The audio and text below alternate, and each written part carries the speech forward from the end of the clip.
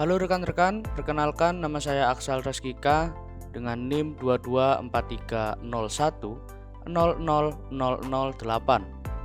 Di sini saya akan menjelaskan tentang pengenalan IKEA dan permasalahan IKEA. Dimulai dengan pengenalan IKEA. IKEA adalah sebuah perusahaan multinasional asal Swedia yang bergerak di bidang retail furnitur dan aksesoris rumah tangga. Perusahaan ini didirikan pada tahun 1943 oleh Ingvar Kamprad di Älmhult, Swedia.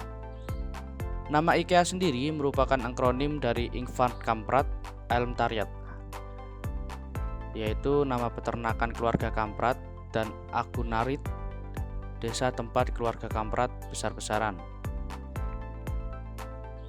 Sebuah perusahaan furnitur terkemuka di dunia. IKEA memproduksi dan menjual berbagai produk, termasuk furnitur untuk rumah, dapur, kantor, aksesoris rumah tangga, serta produk tekstil.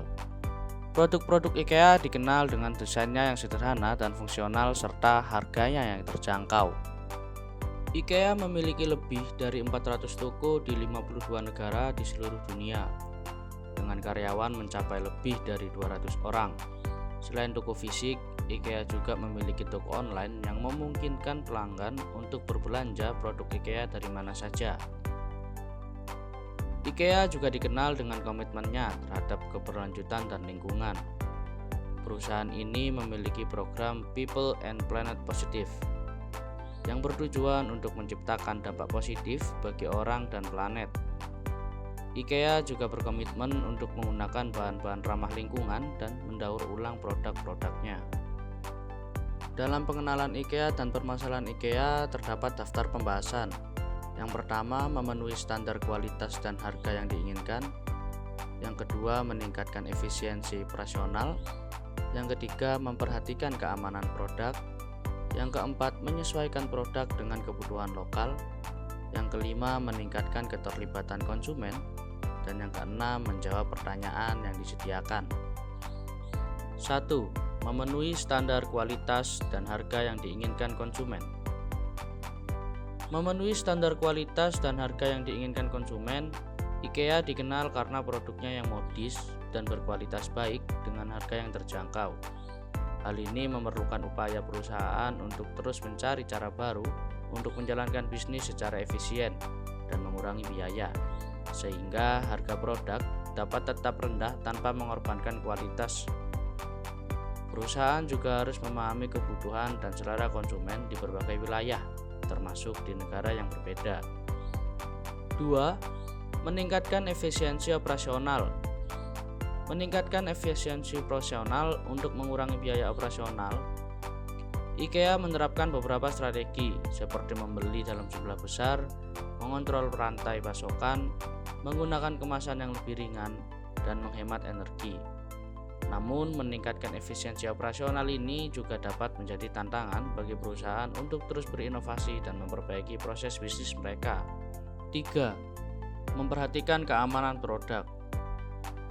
Memperhatikan keamanan produk, IKEA harus memastikan bahwa produk-produk yang mereka jual aman dan tidak membahayakan konsumen. Sebelumnya, perusahaan pernah menghadapi masalah terkait keamanan produk seperti kasus penggunaan kantong plastik IKEA yang menimbulkan resiko tersedak bagi anak-anak. 4. Menyesuaikan produk dengan kebutuhan lokal. Menyesuaikan produk dengan kebutuhan lokal, IKEA harus memahami kebutuhan dan selera konsumen di berbagai wilayah, sehingga mereka dapat menyesuaikan produk mereka dengan kebutuhan dan selera lokal. Sebagai contoh, perusahaan harus membuat item khusus untuk setiap tahun baru di saham China dan merancang lemari dengan laci yang lebih dalam untuk pasar Amerika Serikat. 5.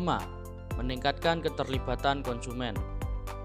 Meningkatkan keterlibatan konsumen, IKEA melibatkan konsumen dalam berbagai tingkatan, termasuk meminta pelanggan melakukan semua belanja, pengiriman, dan perakitan. Namun, hal ini juga memerlukan upaya perusahaan untuk terus meningkatkan keterlibatan konsumen dan menyediakan pengalaman belanja yang menyenangkan bagi mereka. 6. Menjawab pertanyaan. Pertanyaan 1. Apa saja hal-hal yang dilakukan IKEA dengan baik menjangkau konsumen di pasar yang berbeda? Apalagi apakah itu bisa dilakukan? Pertanyaan 2. IKEA pada dasarnya telah mengubah cara orang berbelanja mebel. Diskusikan pro dan kontra dari strategi ini, terutama karena perusahaan berencana untuk terus berkembang di tempat-tempat seperti Asia dan India. Jawaban nomor 1. Menyesuaikan desain produk dan layanan dengan kebutuhan konsumen di pasar yang berbeda. Misalnya, IKEA menawarkan produk yang lebih kecil dan hemat ruang di Jepang, karena rumah-rumah di sana biasanya lebih kecil daripada di negara-negara lain. Menawarkan harga yang terjangkau dan memperhatikan daya beli konsumen di pasar yang berbeda. IKEA menyediakan produk-produk dengan harga yang terjangkau tanpa mengorbankan kualitas, sehingga dapat menarik minat konsumen di pasar yang berbeda. Menggunakan strategi pemasaran yang berbeda di setiap pasar. IKEA menyesuaikan strategi pemasarannya dengan karakteristik pasar yang berbeda. Misalnya, IKEA mengandalkan iklan di media sosial untuk menjangkau konsumen muda di pasar yang lebih maju. Sementara di pasar yang berkembang, IKEA mengandalkan strategi pemasaran offline seperti billboard dan iklan-iklan media dicetak. Jawaban nomor 2. Pro. IKEA berhasil menarik minat konsumen dengan menawarkan produk-produk dengan harga terjangkau dan kualitas yang baik. IKEA juga menawarkan pengalaman belanja yang unik dan menyenangkan dengan menempatkan produk-produk mereka dalam tata letak yang menarik dan memberikan inspirasi untuk dekorasi rumah. Kontra. IKEA sering dikritik karena menggunakan bahan-bahan murah dan proses produksi yang kurang ramah lingkungan. Selain itu, produk IKEA seringkali membutuhkan perakitan oleh konsumen yang dapat menjadi sulit dan memakan waktu. Selain itu, kebijakan pengembalian produk IKEA yang rumit juga dapat menjadi masalah bagi konsumen. Kesimpulan dari jawaban pertanyaan. Simpulan jawaban nomor 1. Hal-hal yang dijelaskan sesuai dengan jawaban ialah dapat diterapkan oleh perusahaan lain yang ingin menjangkau konsumen di pasar yang berbeda. Namun, setiap perusahaan harus memahami karakteristik pasar yang berbeda dan melakukan penyesuaian yang tepat. Simpulan jawaban nomor 2. Dalam memasuki pasar-pasar baru seperti Asia dan India, IKEA harus mempertimbangkan tantangan yang berbeda seperti regulasi dan budaya lokal. Namun, dengan melakukan penyesuaian yang tepat dan memahami kebutuhan konsumen di pasar-pasar baru, IKEA masih memiliki peluang untuk berhasil dalam ekspansi globalnya. Sekian dan terima kasih atas rekan-rekan yang mendengarkan sampai habis video ini. Semoga ilmu yang saya sampaikan bermanfaat bagi kalian semua.